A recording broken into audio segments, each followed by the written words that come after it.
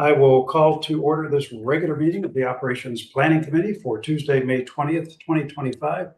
Thanks, everybody, for joining, and welcome to Robin sitting in for Jill for Board of Ed and Dan sitting in for Jim on the Board of Finance. Thanks to both of you for making some time today. I appreciate it. Why don't we get started with Mr. Olvani, our planning zone. Right, rather shoot. Thank you, sir. Planning zoning. Last week, I think the last meeting, one of the questions to me was the town plan of conservation development. That's still top of mind for us right now. We did have a meeting with our consultants last week about the town plan of conservation development. What they did is they gave us a update on the survey that they did. They got 1,189 responses from town residents, which is about 8% of the population. Their target was 10% of the population is what they wanted, but they got 8%. There's going to be a couple more surveys like we've talked about on other surveys, which is Great Island and Parks and Rec and whatnot.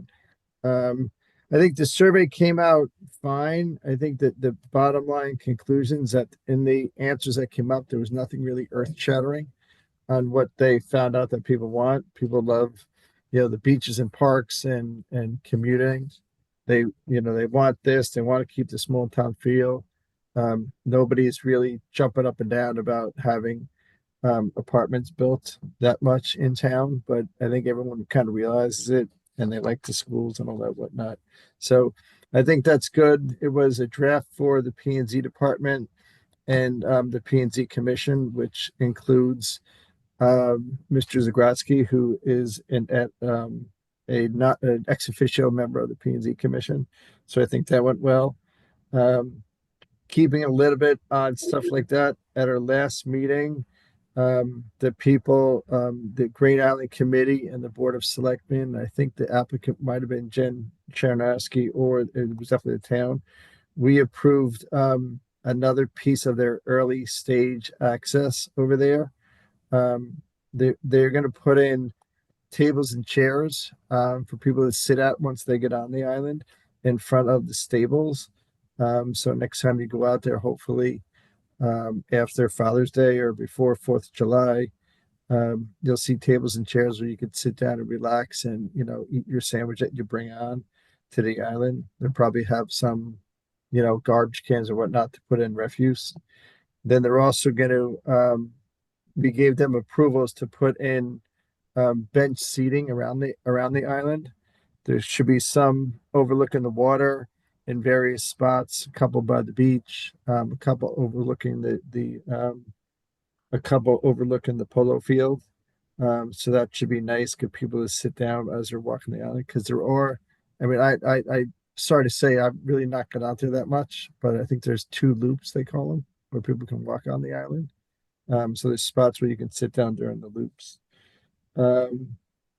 What else? In our last meeting or whatnot, we talked about it once or twice.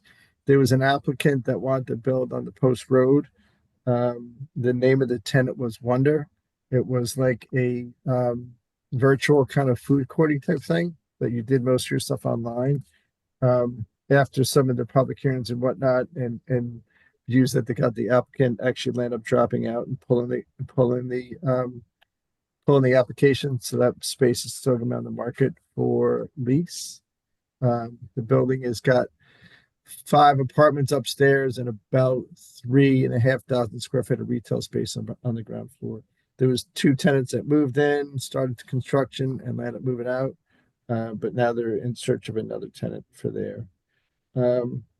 We have a meeting next week. There's nothing too earth-shattering, but one of the things that we have talked about is in our town, most everything, if it's not on an approved list, then it either gets on an approved list, or there's certain things in town that are prohibited in town. A few months ago, we prohibited cannabis stores from opening in town. They can open wherever they want. In the rest of the state of Connecticut, if their zoning codes allow it. At our next meeting, we're going to have a public hearing to prohibit vape shops, ear piercing, and tattoo parlors in town. Some of those things are on top of mind and other people, but we're trying to plan ahead and make sure that what Darien wants to have inside Darien is what Darien gets. What else am I going to talk about? Those are the big items. Oh, then the other stuff that to me is kind of important. There's a few buildings that are I would call high profile that are on the market for sale.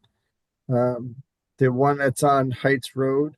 If you've been down Heights Road recently, in front of Palmer's and all the way down by the Goddard School, going all the way down to the liquor store, the sidewalk is basically done.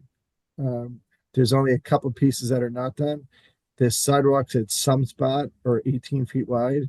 That's been a long-term walkability plan for the Planning and Zoning Commission. The piece that's in the middle is effectively called, I think it's 80, 90, 100 Heights Road. That property is on the market for sale. They've designated a buyer. The buyer's name's not been announced. They're probably going through contract and whatnot, but that's something that that's the piece of the sidewalk that's not connected today. So hopefully we see something being built there in the next, I want to say 24 months. We'll see what happens with that one. Two other sites that are, I would call high profile also. The old Fuji Restaurant, that's Old Kings Highway. That is on the market for sale. Some developers have approached planning and zoning about what they want to do there. They have a meeting in the next couple of weeks with the planners and surveyors and people with the planning and zoning staff. That restaurant's been closed for at least 6 months. Some of the ideas there are like another preschool typey thing or medical office. We'll see what happens there. But that's something that you guys will see coming down the road. The other one that is on the market for sale is the 100 Tokeneke Road. Someone has that under control, a buyer, and they don't know what they want to do there yet either. It could be a renovated office building. Some people are looking into keeping an office building and renovate it since the office market has been, our inventory has shrunk and office rents have gotten higher, which makes people be attracted to it.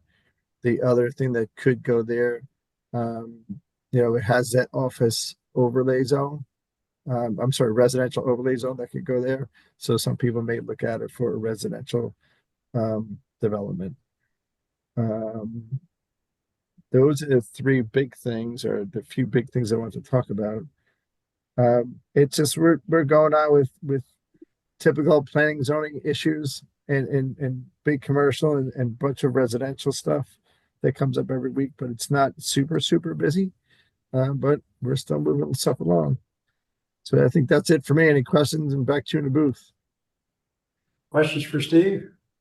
I would just say the sidewalks look great. Yeah, Thank they do. you. Yeah, I drove by today. First rate. Yeah. Okay. Big focus. Seth, updates from you?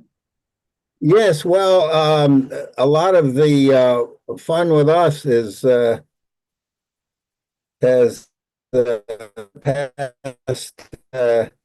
passed behind us. We had the town meeting, and so that's always a happy thing. Goes on a while, but I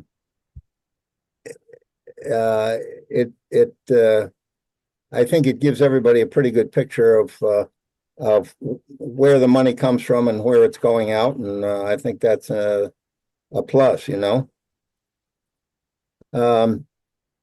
Coming up in June is the next meeting, and there isn't at the present time. We're still putting it together as to putting the agenda together. We're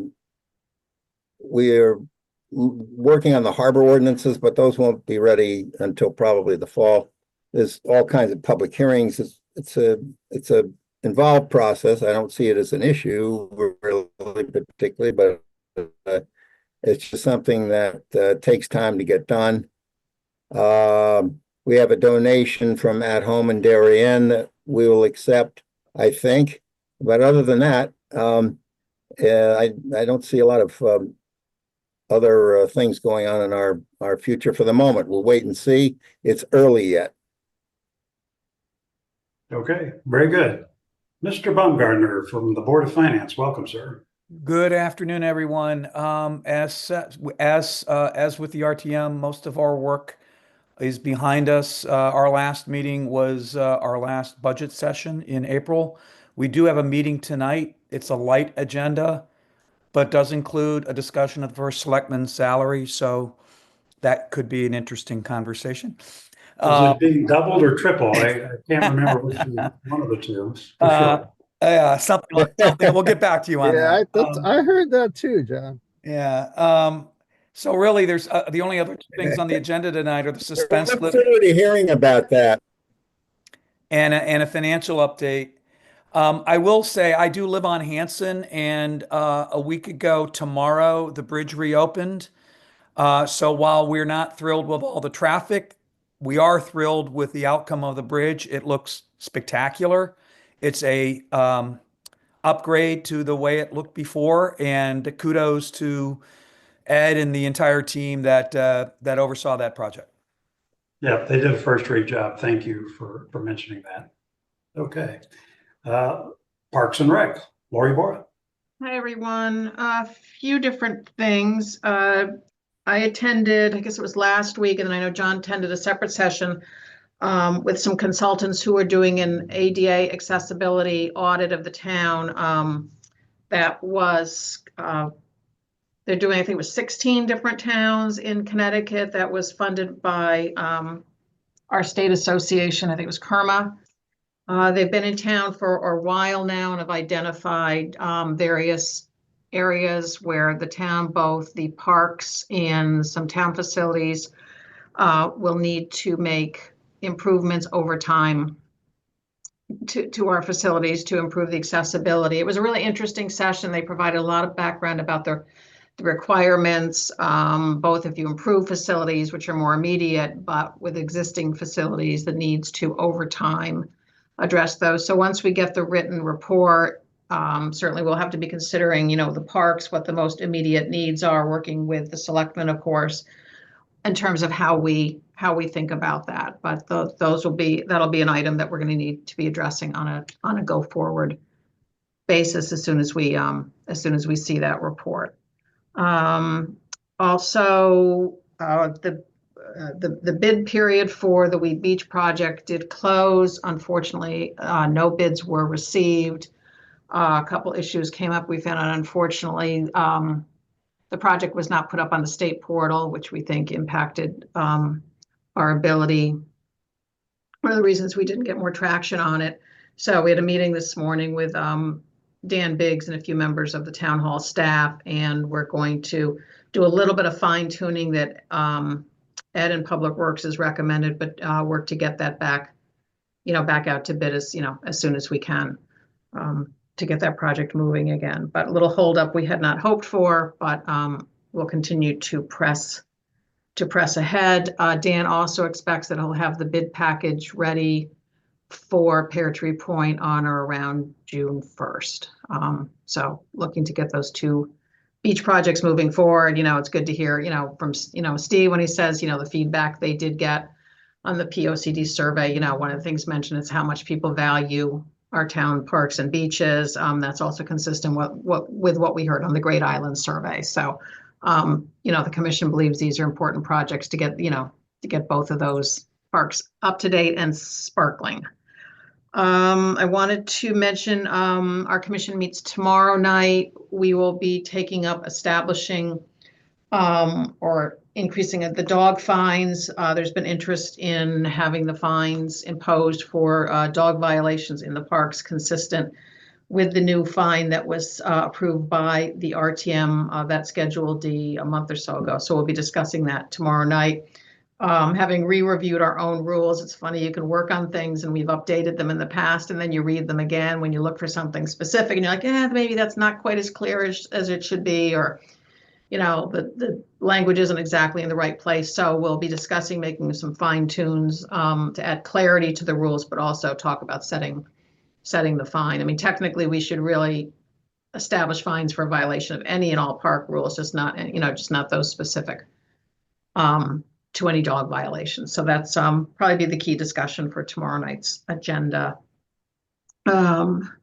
Also wanted to mention on June 28th, there will be a celebration of the 50th anniversary of the Cherry Lawn Gardens, which are a very beloved amenity in the town. If you've never visited the gardens, I mean, they are locked. But if you know somebody who's got one, or if somebody's in there, you could probably go in and ask for a tour. But they're really lovely, and it's an unbelievable sense of community in the gardens, and people really love being members. And there's some people who've been members for decades. We always have a bit of a waiting list, but that event is on the 28th, which is a Saturday, rain date the following Sunday. I know, John, you plan to be there. It's 1 to 4. The committee's got a really nice afternoon plan. There's going to be a lot of different activities, oriented towards children around, gardening and nature. And the nature center will be coming over with animals, petting, et cetera. So it really looks like it's going to be a very, very nice event. So we want to spread the word and get people over there to, celebrate our gardeners. I think that is about it. I think those are the major things going on with Parks and Rec right now. Okay, terrific. Any questions for Lori? Steve, you said you had one more hot off the press update? Yeah, if you don't mind. And Lori, just for the record, Reed Beach was the #1 favorite place in the town of Darien. There you go. The other thing that's important, I apologize, I wrote it down in my notes, is the end of the legislature, as John mentioned, is like this week. I think it ends on June 3rd or something like that's the date. So we monitor the housing bills up there.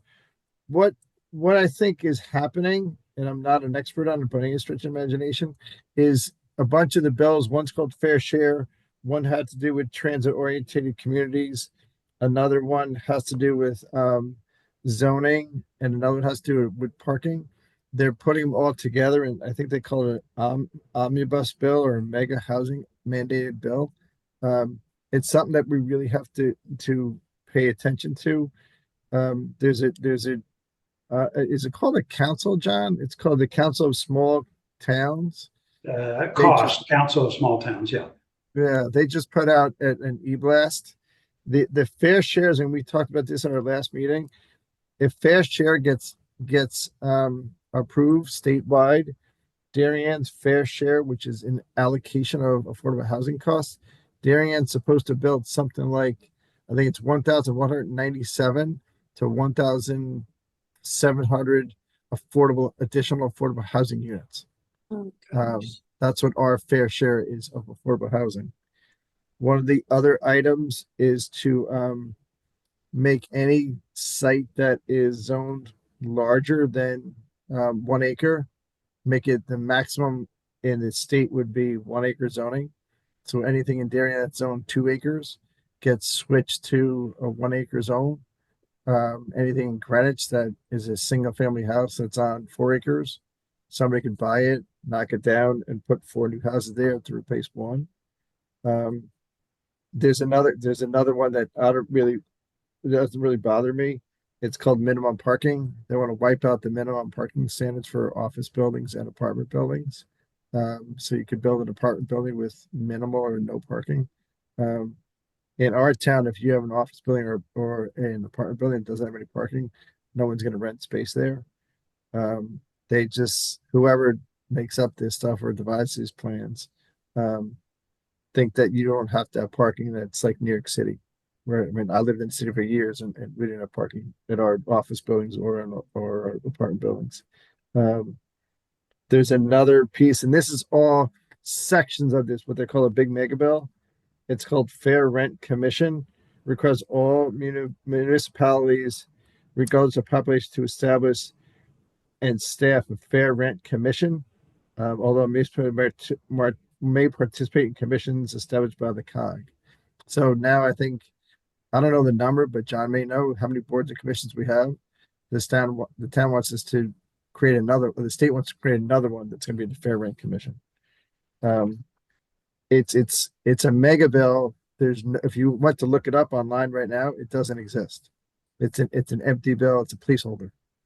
That's the way they do things up there. And the last one I'll mention is any building that's zoned commercial today, if it was vacant, you have as of right to convert it to multifamily housing. So the bottom line is, if you like these or don't like these or have an opinion or have an opinion, write your legislator and tell them what you think. Because that will get voted on, either up or down or sideways by the end of the month or the beginning of next month. Okay. And in terms of news for Darien, I want to emphasize that all the stuff that Steve said, none of this is good news. None of it. There's no aspect of any of this proposed legislation that is helpful to a town like ours. So let's review the bidding. What was the number of affordable units we would need to build? I think it was based on 4 studies, and all 4 studies had a variance, but effectively it's somewhere between 1,200 and 1,800 apartments is our fair share. Let's say it's 1,400 apartments. How many of you in the public have reached out with concerns about traffic congestion on the Post Road and other parts of town? How many people are upset and worried about congestion at our parks and other town facilities, right? If anybody thinks for 1 minute that coming in and putting that quantity of housing in Darien is going to help you with regard to traffic or access to town parks and facilities, you're completely mistaken. I would add that with all the housing requirements in the bill that would apply to other towns, look at the traffic that's around this area in Stamford or up and down the 95 corridor around here, up towards Norwalk, or think about trying to get anywhere on a weekend to get anything done if that type of housing is introduced into a place like Darien, and not just Darien, but a lot of these other towns. I understand that the state is under significant housing pressure, but this is uniformly bad legislation for our town. I would urge everyone to take a moment to look at this and reach out to our representatives and senators in the majority party who are pushing this. Reach out to them and let them know that this does not work for us. And if it passes, I would urge you to come out and vote against these people. This is extraordinarily bad for our town. And I cannot emphasize that in strong enough terms. But thank you for that update, Steve. I think our 2 senators, Bob Duff and Billy Miller, that sound right? It's also Senator Cece Marr. We have 3 senators in Darien. Yeah. The fair share is the number that I got. It's a housing bill. So that's the housing representatives. That's HB 5002. I want to say I'm not criticizing any senator or representative in particular. I've not spoken with any of them about this particular legislation. So my message is to everybody is to get informed about who's supporting what, which I intend to do. And I will reach out to those individuals personally to express my opinion and clarify where they specifically stand on all this. And it's only then that I would speak out against any particular individual. But I know all these individuals are working hard and trying to do their best as they see fit. But again, the structure of this legislation is uniformly bad for our town. Okay. Tom, could you or Marley put something out about this in the weekly town newsletter, just like a little snippet with a link to the proposal or the details? We don't get a lot of information in the local paper anymore. And I think this is something that if it could be broadcast and people could read about it and, then, list who our representatives are for people and whatever, I think that would be helpful, especially if you're saying we only have to the end of the month. Okay. We can provide that. This is pretty significant. Steve, go ahead.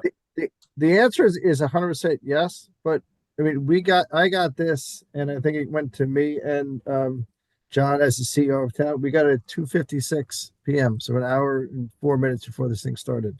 Okay. And I'm just going to read a sentence for you. It says, rolls out several housing into one mega bill. Although the bill language is not yet available, HB 5002 is expected to include the following: So I don't know how they do it. I honestly don't. It's called a skeleton bill. So you can click on it and the bill is blank.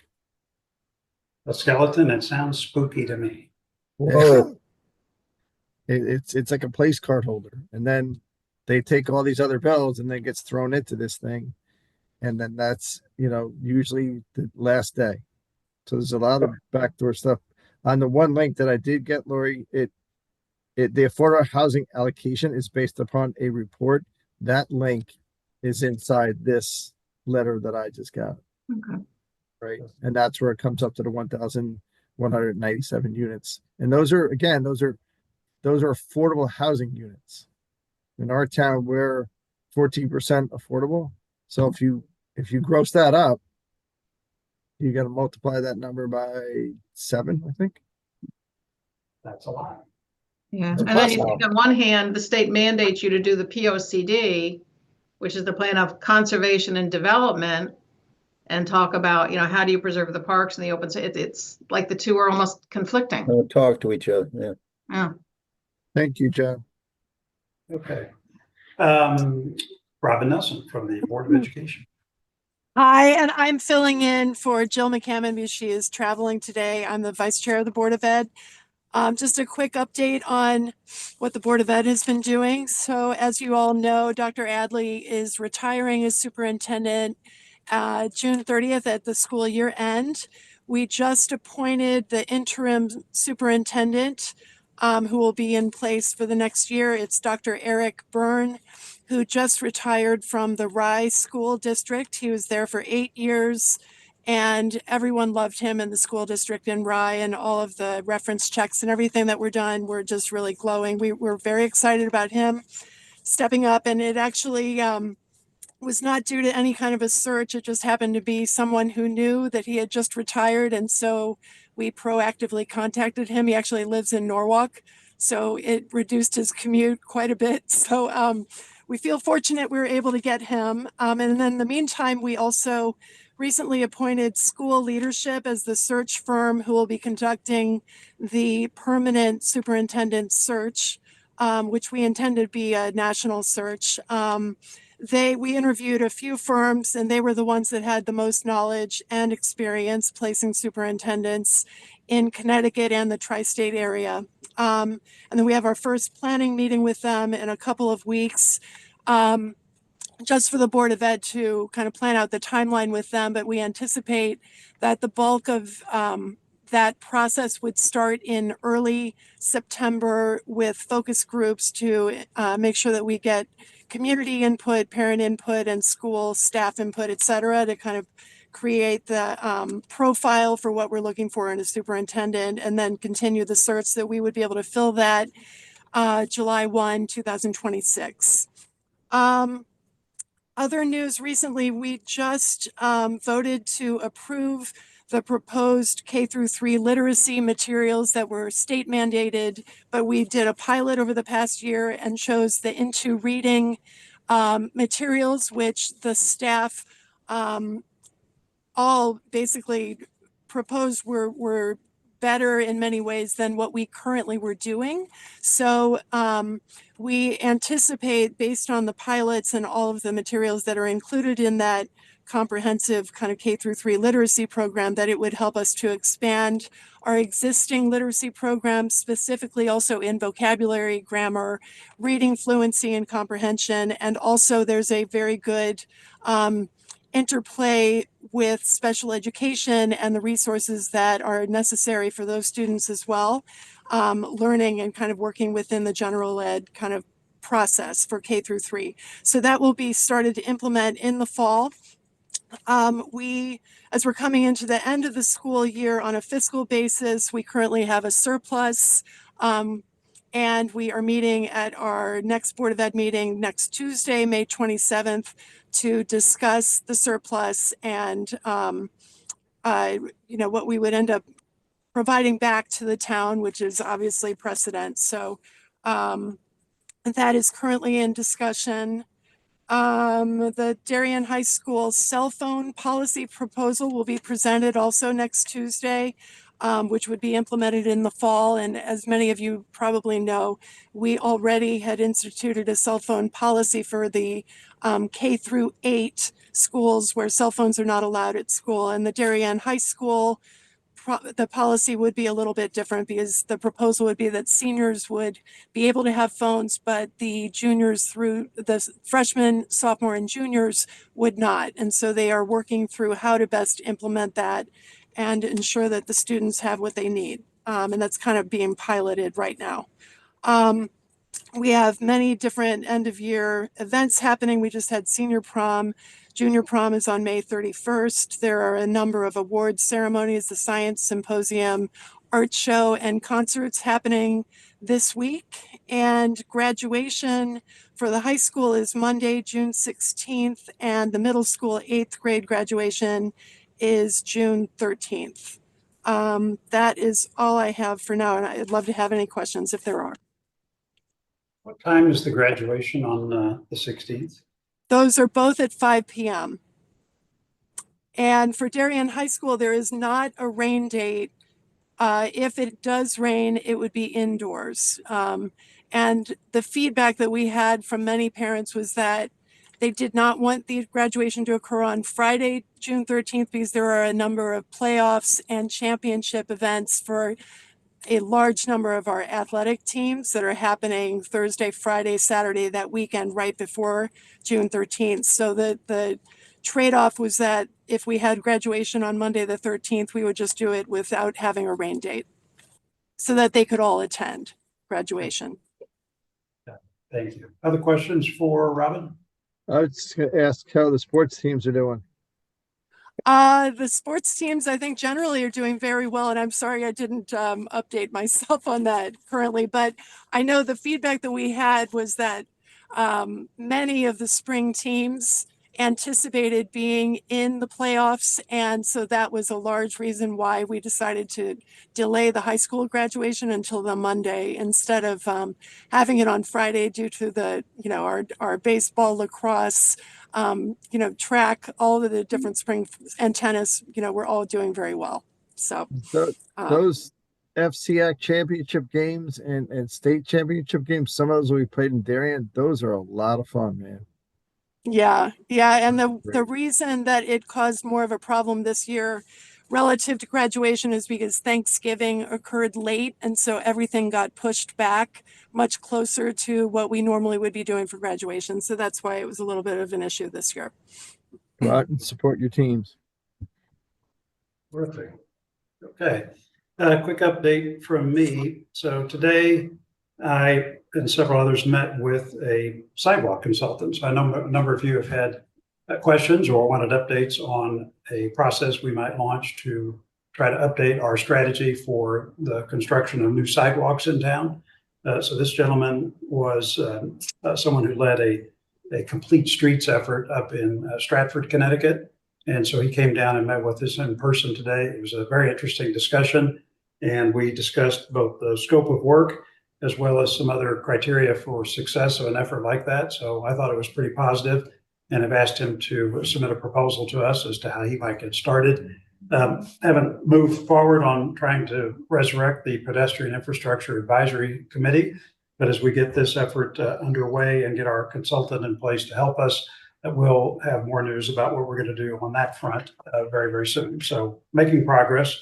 Let's see how that effort unfolds.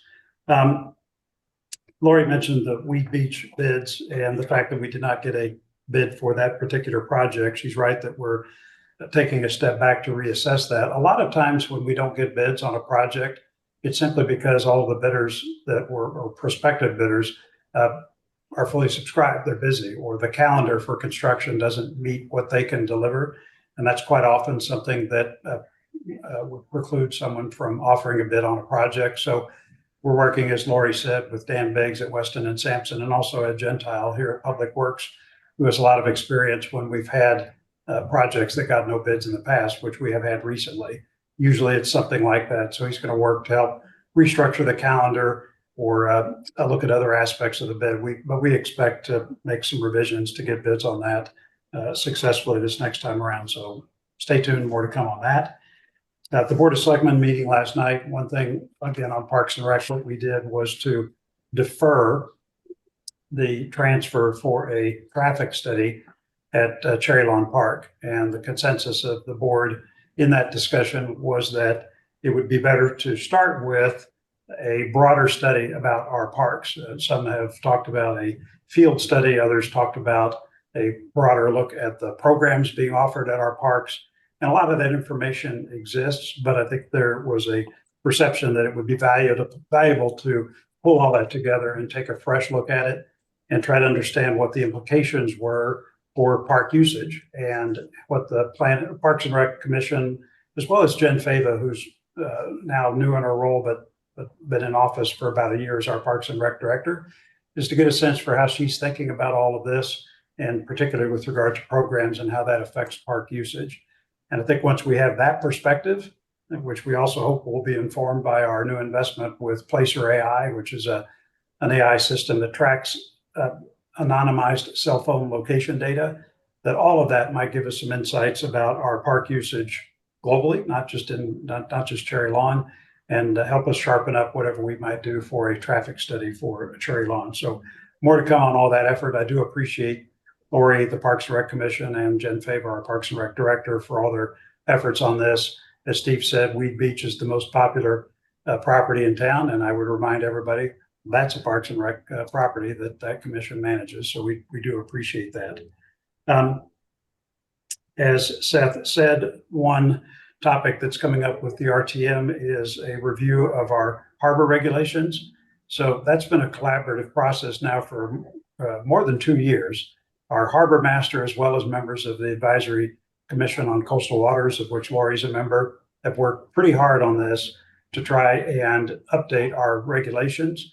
The basic theme of those updates is that if you've got a mooring, you should have a boat that you own on that mooring. And if you don't, then it really is right to give someone else a chance who's on the wait list for them to use that mooring. And I think a lot of the regulatory changes and clarifications that they developed stem from that central theme. But the RTM is the place where final decisions on ordinances are made. And so, as Seth outlined, our process is to start a discussion about that based on the recommended version of changes that the Board of Selectmen voted on at a previous meeting. So that process will start. I'd urge everyone to keep an open mind. As I said, the folks that worked on this, they put a tremendous amount of effort into it, and they are well-versed in all things marine with regard to boating in town. So take a good look at that and let's see how that plays out. My last point is just a plea, which is we are looking for volunteers to help us with the swap shop. That is a labor of love, but it's a pretty important asset in town because it gives everybody who would otherwise throw things away a chance to donate them so that they can be repurposed for someone else. So it's a great town asset. A lot of people really like it and like the idea behind it, but unfortunately it takes volunteer help to make that work. So we are definitely looking for folks who might be interested in supporting us in that way. So if you think you'd like to learn more about the swap shop, please give my office a call and I will connect you with the right folks to do that. That was all on my update. Does anyone have any questions for me? Yeah, that'd be another good newsletter item, John. Yeah, it's all on my list. Yeah, good. Just one update that I forgot to mention, John, that is that the RTM does not meet on the 16th of June for reasons which have already been mentioned.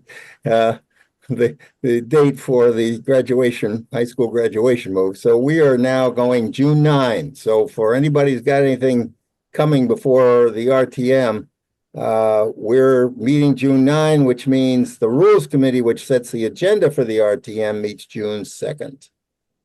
Terrific. And if I could express appreciation for the rain date on the graduation from high school. My daughter, Sarah, graduated in the rain, and it was a real treat because it started raining right in the middle of it. Just a smile for you all. I remember that year. Hey, John, Dan, please. in your recent conversation with Governor Lamont, did this mega housing bill come up, or was it not on the table as yet? That's a good question. I've talked about that meeting in different forums and didn't plan to go into detail here, but the housing, I guess, strategy that we talked about and that I've had a chance to interact with him briefly on before is this idea of what I would call what versus how. So the what is we need more affordable housing as a state and in our municipalities, and everybody needs to contribute to that. And most folks I talk to in our town recognize that that's an important thing for us to do as a town. Where I think we all focus on is the how that gets done. How do we actually do affordable housing? And for us as a town, given our traffic situation, given the fact that 98% of the town is developed, given that land is extremely expensive, the approach that we've tried to take in town, supported by Steve and others, is to have our developers incorporate 14% affordable housing in any developments that they do. And we use that to ensure that we're creating affordable housing anytime there's a new development. When I talked to the governor about that, he applauds the fact that we're doing that and likes the idea of letting towns and cities develop affordable housing in a way that works for them. And I think he reiterated that comment when I sat down with him at lunch. It's not to say that that perfectly applies everywhere, but that certainly is better for us. But you know what? It's better for Greenwich. It's better for New Haven. It's better for Bridgeport. It's better for all these cities to be told, we need affordable housing.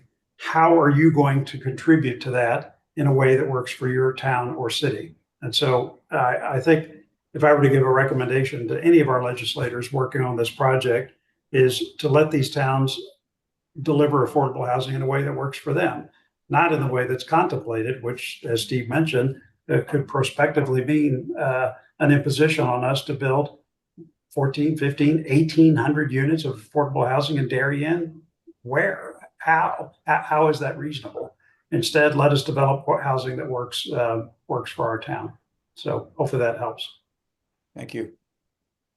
The other Other thing I would questions? add to that, at one sense, John, is that our developers are also paying for these sidewalks they're building on their own dime. Yeah. They're building the development. One housekeeping item. So we need to review and approve the minutes from the April 22nd meeting. Does anyone, I read through them, they looked okay to me. Does anyone have any corrections or edits to those minutes? Okay. Moved. What's that? I said so moved. Okay, Seth will move. Can I have a second? Steve seconds. All in favor? Aye. Aye. By the way, just as a matter of protocol, even if you were not at the meeting, you can always still vote to approve minutes from that meeting. That's a misconception. Yeah. So unless you did not support them.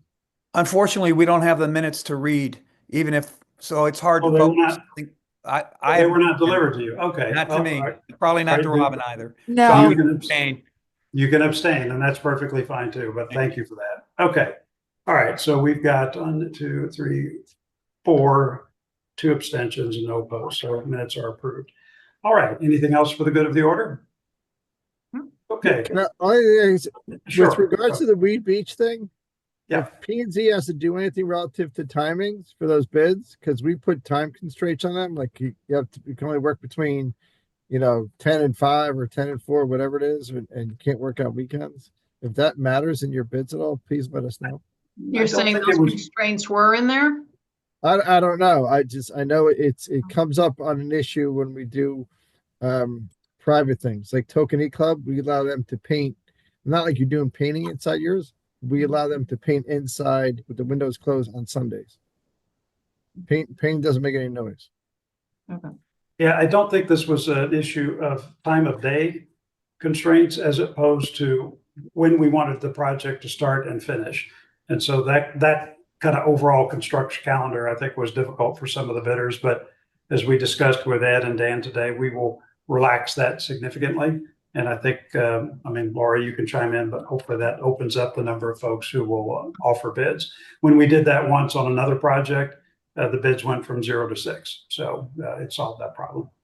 Yeah, Ed had also mentioned that there is one piece of the project that will require annual follow-up for a few years, and that was included in the initial bid package. And he felt that would be better to split that out, because he said a lot of these contractors would sub that work out, and there would be retainage, which he said is kind of their profits. And he felt that's something that would not be appealing to a contractor. So he said it's better just have the work done and then separately do a maintenance contract. So that was a great suggestion as well. Yep, agreed.